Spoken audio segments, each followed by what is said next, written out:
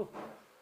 नमस्कार दोस्तों, मैं सुमित शर्मा फिर लेके आया हूँ एक कहानी जो एक दर्द भरी कहानी है बरेली के थाना सुभाष नगर क्षेत्र के वैष्णो धाम वीडियो कॉलोनी की। वैष्णो धाम कॉलोनी में किराए पर रहने वाले टैक्सी ड्राइवर संजय गुप्ता की हत्या हो जाती है। हत्या कोई और नहीं, उसकी पत्नी ही के द्वारा की और उसके प्रेमी के द्वारा की जाती है। आइए पूरी कहानी मैं आपको बताता हूँ क्या है। वाक़या है 1 जून 2022 का।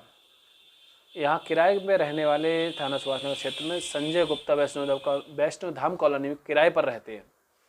उनका खुद का मकान भी थाना कोतवाली क्षेत्र में बन रहा है बिहारीपुर में, जिस कारण वो किराए पर रह रहे हैं अभी।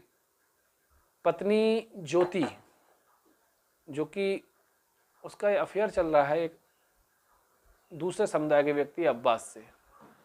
अब्बास जो खुद भी कुछ ना करके एक आपराधिक प्रवृत्ति का व्यक्ति है, बताते हैं। पहले भी अब्बास के साथ सन 2021 में ज्योति चली गई थी, लेकिन बाद में आ गई तो समझौता हो गया, फिर संजय गुप्ता के साथ रहने लगी। अब बात करते हैं 1 जून 2022 की।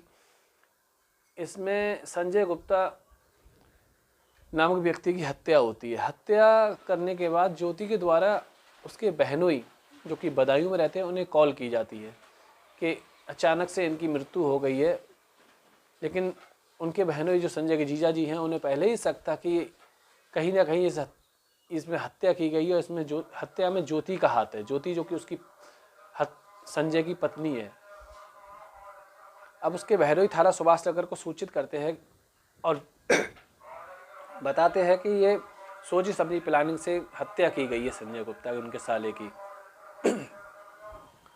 अब पुलिस को भी कहीं ना कहीं पूछताछ में शक होता है। पुलिस द्वारा पूछा जाता है कि ज्योति से कि तुम्हारे बहनोई जो बदायूं में रहते हैं, तुमने उन्हें सूचना दी, और यहाँ बिहारीपुर में तुम्हारे जो ससुराल के परिवारजन हैं, उन्हें तुमने सूचना क्यों नहीं दी। अब कहीं ना कहीं इसी बात पे लेकर ज्योति अटक जाती है और पुलिस का शक गहरा जाता है। अब बातचीत होती है संजय गुप्ता और निशी जो उसकी पत्नी, उनकी बेटी से, जो बेटी छोटी है, अभी 5 या 6 साल की रही होगी। उससे पुलिस पूछताछ करती है कि बेटी, जब रात में क्या हुआ जब तुम्हारे पापा की मृत्यु हुई, तो उसमें तो बता रहे पापा कि एक अंकल आते हैं, उनसे लड़ाई हुई थी, पापा जोर जोर से चिल्ला रहे थे, लेकिन उसके बाद पापा की आवाज़ आना बंद हो जाती है। अब पुलिस को शक हो जाता है कहीं ना कहीं इस हत्या में ज्योति और एक किस अन्य व्यक्ति का। पुलिस से 4 दिन लगातार पूछताछ करती। इस दौरान ज्योति कई तरीके की बातें करती कि अब मुझे नहीं जीना है, अब मुझे मर जाना है, मेरे पति नहीं रहे दुनिया में, मैं जी के क्या करूँगी। आप देख सकते हो किस तरीके की बातें करने के बाद। लेकिन बाद में पुलिस 4 दिन बाद आखिरकार ज्योति टूटती है और पूरी सच्चाई बताती है कि मेरा इस हत्या में कोई दोष नहीं है, ये सारा दोष उसके प्रेमी अब्बास का है। उसने ही हत्या की है हमारे पति की। हाँ, उसने मुझे नींद की गोलियां 1 जून को ला के दी थी। उसने कहा था ये खाने में मिला देना ताकि मैं तुमसे मिलने आऊँ तो तुम्हारा पति बीच में रोड़ा ना बने। अब मिलने आता है, मैसेज करती ज्योति। हाँ, जब वो संजय गुप्ता, हाँ, दवा का जब असर होता है, वो ये भी पूरा ट्राई करा जाता है कि दवा, संजय गुप्ता जो गेट में रोज ताला लगाता था, उस दिन वो अपनी पत्नी से कहता है कि मुझे आज बहुत तेज नींद आ रही है, मैं सोने जा रहा हूँ, तुम गेट में ताला लगा देना। अब पत्नी ज्योति समझ जाती है कि हाँ, कहीं ना कहीं दवाई असर कर रही है, जो नींद की गोलियां खिलाई है वो असर कर गई है। अब ज्योति अपने प्रेमी अब्बास को मैसेज करती है कि आ जाओ, दवा ने अपना काम कर दिया है, मिलने आ जाओ।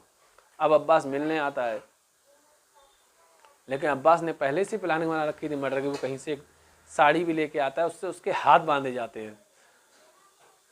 अब जब गला दबाया जाता है संजय गुप्ता का, तो लेकिन वो शरीर में बहुत तगड़े होने के कारण इन लोगों से काफ़ी मजबूत है शरीर में, बदन में। अब वो उसकी नींद खुलती है, नींद से उठ जाता है। अब वो हाथ चलाता है, हाथ फंदे में डालता है, लेकिन अब अब्बास को भी डर था कि अब संजय अगर उठ गया तो वो उसे मार देगा। तो अब्बास एक वहाँ पे लकड़ी की फंटी पड़ी हुई होती है, वो उठा के उसके सर पे वार करना शुरू कर देता है संजय गुप्ता के। अब संजय गुप्ता की मृत्यु हो जाती है। संजय गुप्ता की मृत्यु होने के बाद संजय मौके से वो अब्बास मौके से फरार हो जाता है, अपने घर चला जाता है, भाग जाता है वहाँ से। अब ज्योति अपने बहनोई को फ़ोन करती है, जो बदायूं में रहते हैं, कि ऐसे ऐसे उनके गिरने से मृत्यु हो गई है। लेकिन बहनों को पता था कहीं ना कहीं इसने ये कहानी रची है, हत्या की गई है। अब तुरंत सुभाष नगर पुलिस को सूचित करते हैं कि ये मृत्यु अचानक की नहीं है, ये हत्या है। पुलिस इन्वेस्टिगेशन करती है, थाना प्रभारी निरीक्षक सुनील अहलावत जी हैं, अब वो उनकी टीम पूरी जांच कर रही है इसमें। अब सुनील अहलावत जी उसकी जांच कर रहे हैं, जो बहुत ही सीनियर इंस्पेक्टर हैं, बहुत ही कई उन्होंने बहुत से केस उन्होंने ओपन करे हैं। मैं बात भी करूंगा उनसे इस पर अभी थोड़ी देर में। अब बात चल रही है सुनील अहलावत जी की टीम, जो उसमें बहुत ही सीनियर SSI और SI शामिल हैं। अब मामला, पुलिस को तो सब कुछ पता होता है, लेकिन जब सबूत ना होने के कारण कहीं ना कहीं जो पूरा जब तथ्यों का खुलासा हो जाए, पुलिस तभी खुलासा करती है। पुलिस को ही पहले दिन से सकता कहा कहीं ना कहीं इस हत्या में ज्योति का हाथ है। अब बेटी निशी का ज्ञान और उधर खुद ज्योति ज्ञान दे रही है कि ऐसे इस तरीके से हत्या की। अब पुलिस ने आरोप तय करते हुए दोनों को गिरफ्तार करके 6 जून 2022 को न्यायालय में पेश करके जेल भेज दिया गया है। अब आगे कार्यवाही कोर्ट में लंबित है। अब देखते हैं कोर्ट में आरोपियों को सजा होती है या क्या होता है। अब तो आरोप फिलहाल तो न्यायालय में मामला विचाराधीन है, अब दोनों लोग जेल में हैं। इस कहानी का मकसद हमें किसी को उकसाना या किसी को बदनाम करना नहीं है। इस कहानी का मतलब है समाज को जागरूक करना,